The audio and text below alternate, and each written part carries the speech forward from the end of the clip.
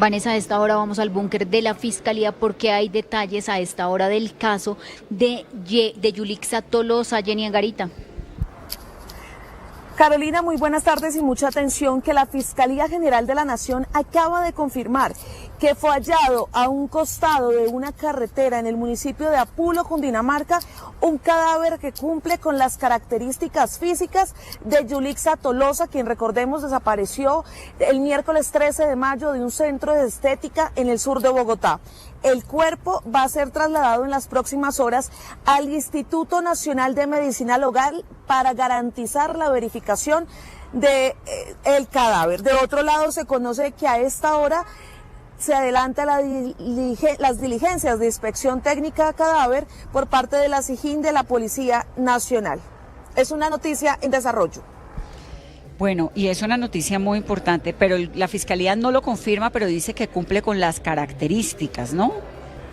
Sí, Vanessa, porque la última palabra la va a tener Medicina Legal, porque ellos son los que se van a encargar de hacer la labor de identificación, de cotejar las huellas dactilares, de demostrar si el cadáver encontrado en Apulo, a la orilla de una carretera, es Yulixa Tolosa o no. Lo que se advierte hasta el momento es que con lo que han dicho los familiares y amigos, ese cuerpo encontrado tiene las mismas características.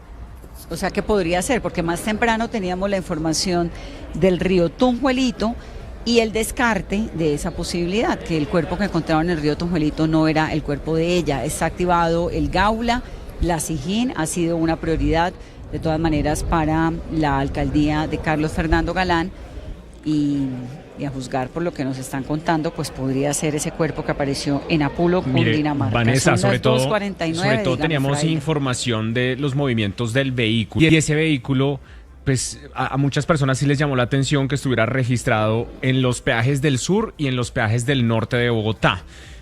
Cuando usted ve que el vehículo aparece en Cúcuta, no se hace razonable que haya salido por el sur de Bogotá. Para irse a Cúcuta, de Bogotá a Cúcuta, usted sale por el norte de la ciudad, por la autopista norte para coger Boyacá, Santander e irse allá.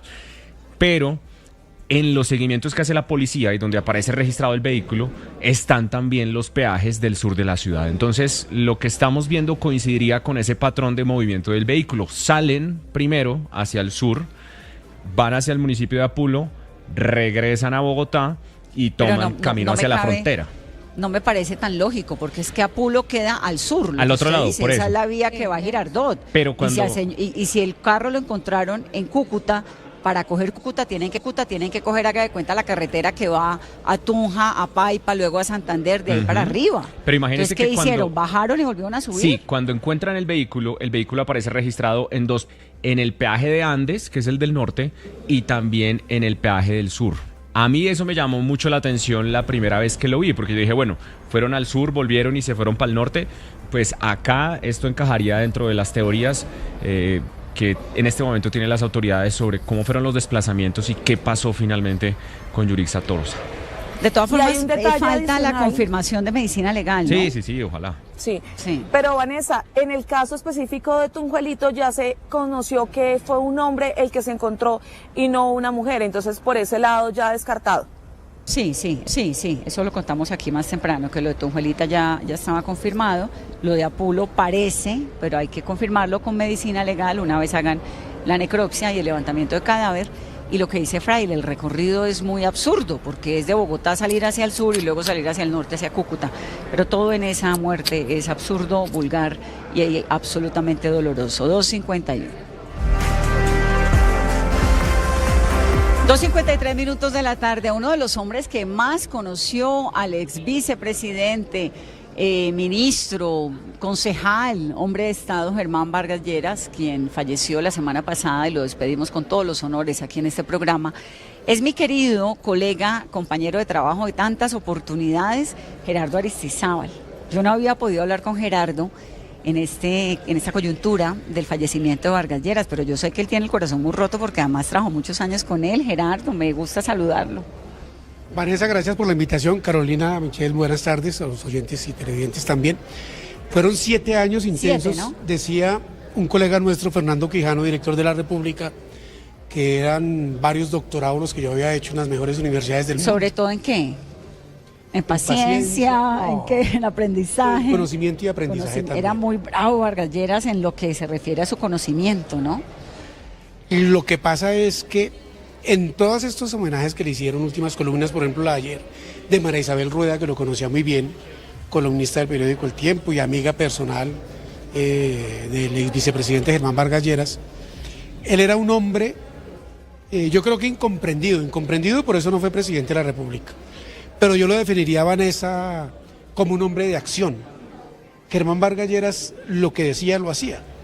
Y entonces la imagen de ese Germán Vargas Lleras con las nuevas tecnologías se fue desvirtuando. Y se fue desvirtuando porque lo hizo famoso frente a las nuevas generaciones, un coscorrón malhadado. Sí, y innecesario. Entonces eso, innecesario. Porque él era un hombre de formas bruscas en su discurso, pero era un hombre que, reitero lo que decía, lo hacía. Conocedor como ninguno del ¿Primer Estado. mensaje a qué hora llegaba? Tarde en la noche. Hoy unos colegas me entrevistaron en un podcast y me preguntaban cómo era eso. Entonces me llegaba un día, yo iba llegando casi 12 de la noche a mi casa. Me llamó, y ¿usted dónde está? Yo llegando a mi casa, lo necesito. Y yo, ¿pero qué necesita? Pues que esté aquí. Le dije, no, pues que como usted está en la vicepresidencia, solo es cruzar la puerta y está en su cama. Yo tengo que irme. ¿Para qué me necesita? Y además le contestaba así porque lo conozco. ¿Para qué me necesita? Gerardo era igual de bravo. ¿Para qué me necesita? Entonces, ¿cómo está lo de mañana? No, eso ya está cuadrado. Ah, bueno. Entonces era así. Y entonces las personas, porque él era como esos perros de raza que huelen la adrenalina y entonces dependiendo la persona, actuaba. Yo lo respetaba, lo admiraba profundamente, por supuesto, por su conocimiento de Estado, pero no le temía. Y entonces yo creo que eso fue lo que nos permitió trabajar. José Antonio Vargas, su hermano, y lo recordó ahora en la Cancillería, dice, Gerardo era uno de los pocos que le ponían el tate quieto. No era ponerle el tate quieto, sino era decirle las cosas como eran. Entonces, Germán Vargas Lleras me parece que fue un hombre incomprendido, que dio unas luchas que hoy las generaciones no lo valoran. ¿Por qué no llegó a la presidencia? Ese fue entonces hay que un recordar, camino que hubiera sido un gran presidente. Hubiera sido un gran presidente, ¿por qué? Porque fue un hombre que en su primera etapa se enfrentó a las mafias cuando en este país costaba la vida enfrentarse a las mafias del narcotráfico. Yo lo conocí a él como fuente en 1994. Yo trabajaba en Radio Super. En 1994 él llegó a ser senador de la República. Desde ahí tuvimos una relación de fuente periodista.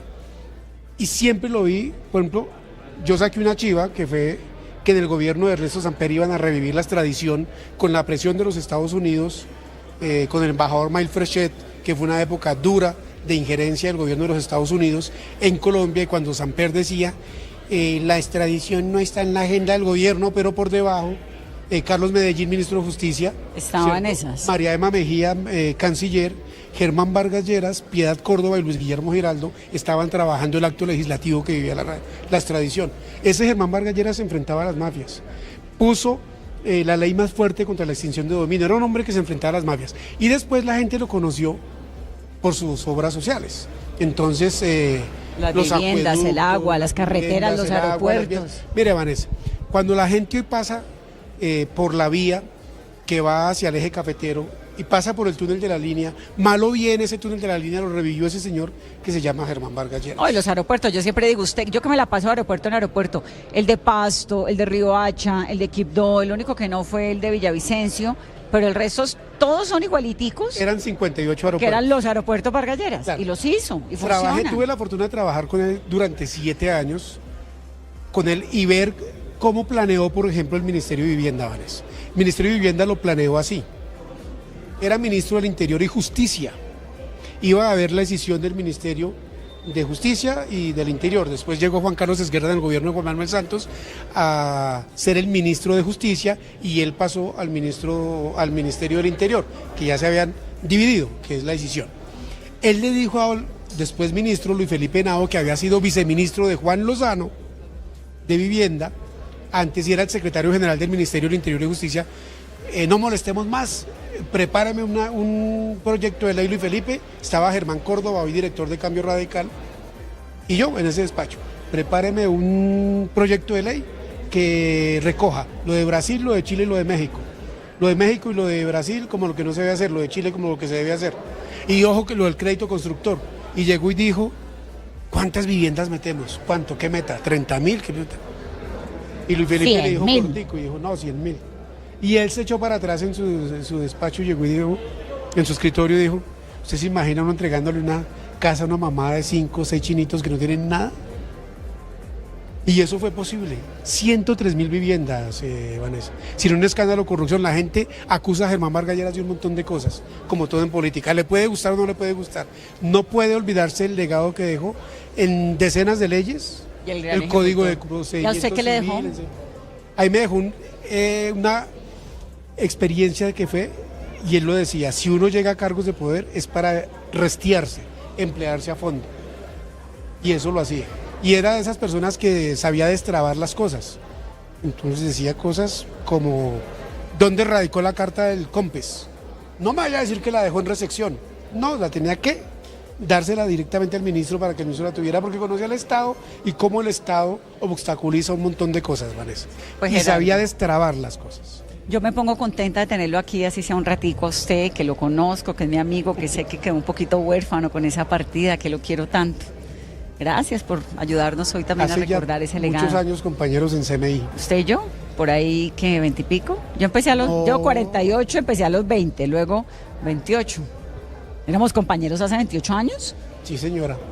Antes no se me notan los años, Gerardo. La primera época que CMI era Dios, llegamos, usted era practicante, ¿verdad? Yo entré de practicante y luego me volví la directora de entretenimiento. ¿Se acuerda que me recorría a todos los pueblos hablando de festivales y cumbias? Y yo ya era el editor político del noticiero. Era el editor político y me enseñaba mucho de poesía y de política.